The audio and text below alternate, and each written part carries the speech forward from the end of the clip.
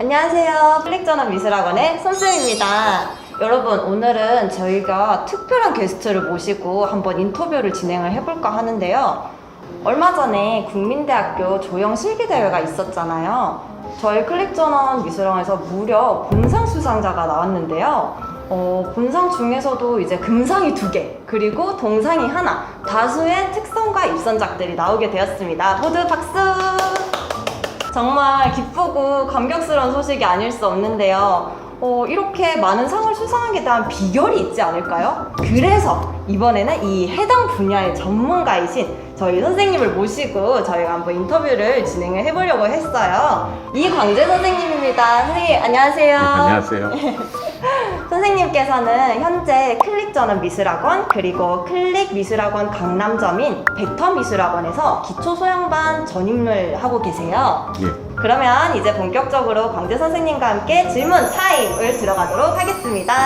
선생님, 이번에는 실기대회가 ABC 세 파트로 이렇게 진행을 했다고 제가 들었어요. 네. 그래서 그 세 파트에 지원한 학생들이 모두 대략 한 5,000명 정도? 네, 그렇게 된다고 들었는데, 그러면은 이 ABC 각 부에서 어떤 상을 수상을 했는지 한번 여쭤봐도 될까요? A상이 이제 1조, 이제 그 상에서는 동상이 나왔고, 2부에서 금상이 나왔고, 3부에서 금상이 나왔죠. 그리고 각 부마다 아무래도 본상을 하나씩 나와서 뿌듯하게 생각하고 있습니다.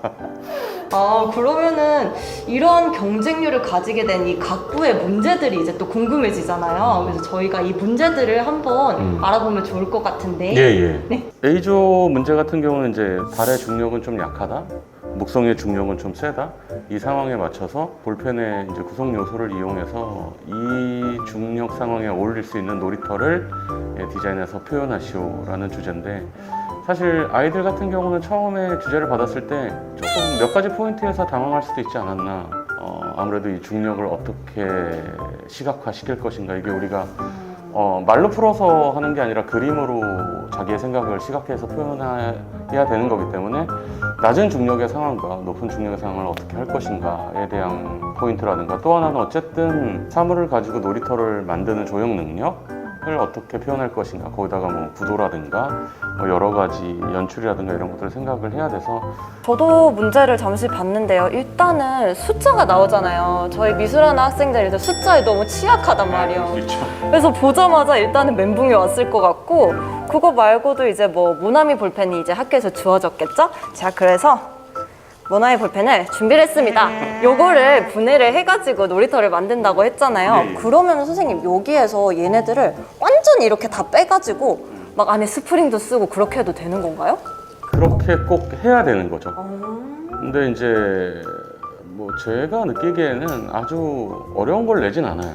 그러니까 흔히 볼 수 있는 것들을 많이 내주고 있는데, 아마 우리나라 입시생들 중에 모나미 볼펜을 안 그려본 학생은 없지 않을까. 그렇죠.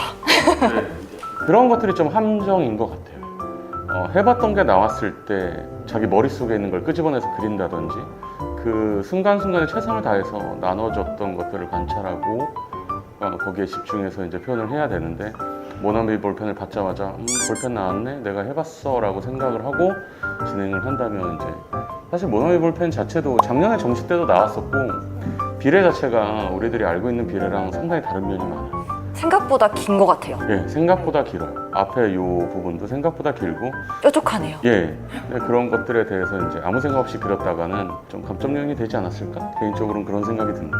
그래서 일단은 그러면은 주어진 문제에 충실해야 되는 게 제일 중요한 거죠? 예. 그리고 제가 볼 때는 뭐 숫자 이런 것들 처음에 보면 사실 어렵게 써놨지만 결국은 이제 중력에 대한 얘기고, 그거를 아까 얘기 드렸듯이 시각화되는 표현이 어떻게 될까에 대한 포인트가 있었고, 또 이제 제한 조건이나 이런 걸 보면 이제 놀이터를 그리라고 한 부분이라든가, 아니면 이제 구성 요소의 원형을 유지하고 크기 변동은 가능한 이런 제한 조건에서도 사실 많은 함정들이 도사리고 있지 않나. 뭐 일반적으로 아이들이 이제 확대 해석을 하거나 아니면 축소 해석을 하는 경우가 많은데, 이제 사실 그게 학원에서 그릴 때보다 당연히 시험장은 못 그리겠죠. 선생님도 없는 상황에서 이제 긴박한 상황에서 긴장도 되고. 그쵸. 얼마 전에 해봤던 놀이동산이 아니야 놀이동산이 놀이터일 수 있어.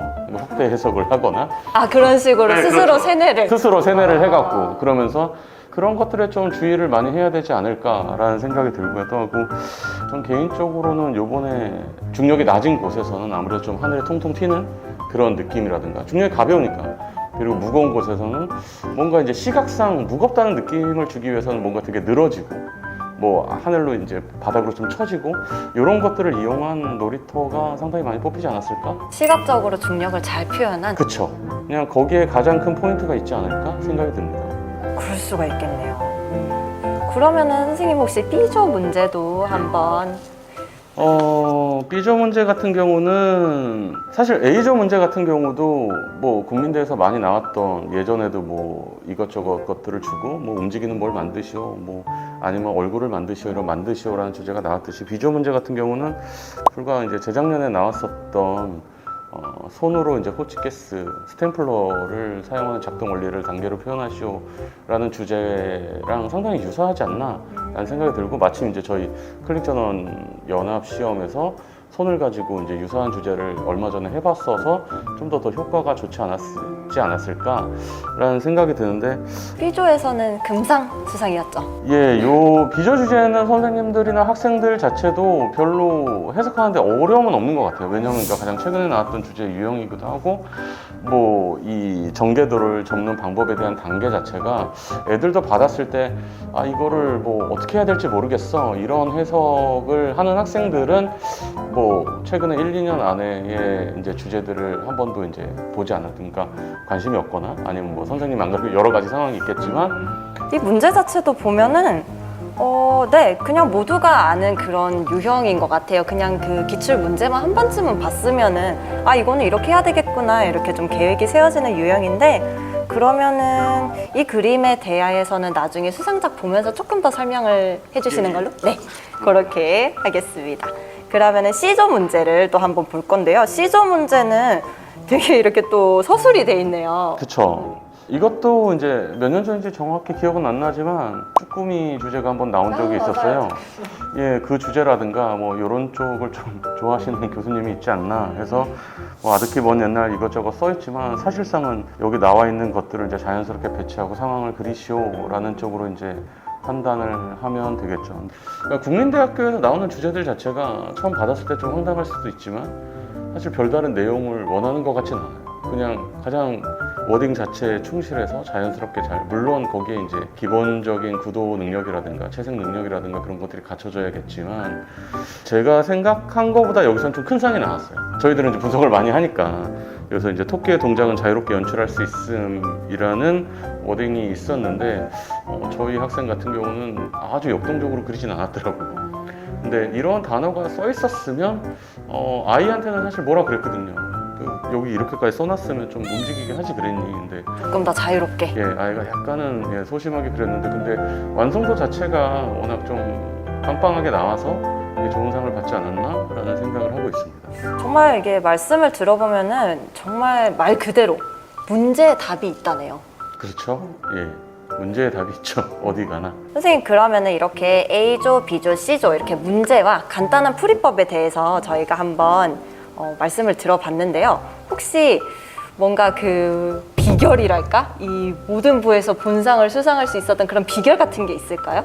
사실은 그 실기대를 많이 나가자는 주의는 아니에요. 전 개인적으로. 올해 애들이 워낙 또 원하는 애들도 있었고 해서 좀 체계적으로 준비를 했던 것 같아요. 학기 초부터 3월에 오픈하자마자 제가 이제 단연간 이제 기초 소양 역시 이제 저희 총원장님이랑 이제 만들었던 커리큘럼 자체를 딱 실기대 타겟에 맞춰서 좀 차분히 잘 준비하지 않았나. 그냥 임박해서 준비했다는 느낌보다는 약간은 정시처럼 준비를 했어요. 그렇다고 뭐 아이들한테 큰 시간을 뺏는 건 아니지만 확실히 가리킬 것들을 좀 노려서 준비를 했다. 뭐 이렇게 얘기하면 이제 내년이 되게 부담스럽긴 한데 내년은 어떻게 될지 모릅니다. 안 나갈 수도 있어요. 근데 올해는 생각한 대로 애들이 되게 잘 움직여줬고 좀 좋은 애들을 만난 것도 좀 행운이지 않나라는 생각이 듭니다. 그러면 결국에 근데 실기대회를 준비한다는 것 자체가 정시랑도 조금 연계가 되기 때문에 하시는 거잖아요? 그렇죠. 사실상 뭐 전혀 다른 주제가 나오는 게 아니라 아까 선생님도 얘기하셨듯이 수능만 모의고사가 있는 게 아니라 어쨌든 실기대회라는 것 자체도 모의고사의 성격을 좀 많이 띠고 있는 거라서 한번 학원에서 그리는 거 외에 실제 저희가 없는 곳에 애들이 어떻게 그려서 왔는가. 경험을 또. 그렇죠. 요번 같은 경우도 갔다 와서 사실 재현작을 보면 어느 정도 느낌은 오지만 그냥 선생님의 입장에서는 뭐 잘 받고 잘하는 애들보다 약간은 이제 상을 못 받은 애들이 얘네들이 선생님이 없을 때 이런 실수를 하는구나 라는 체크로 좀 더 활용을 많이 해요. 저 같은 경우는. 뭐 상 받아서 좋은 것도 있지만 어쨌든 얘네들은 정시를 가기 위해서, 국민들 같은 경우는 정시를 가기 위해서 하는 거기 때문에 아이들의 체크용으로 좀 더 많이 쓰고 있습니다.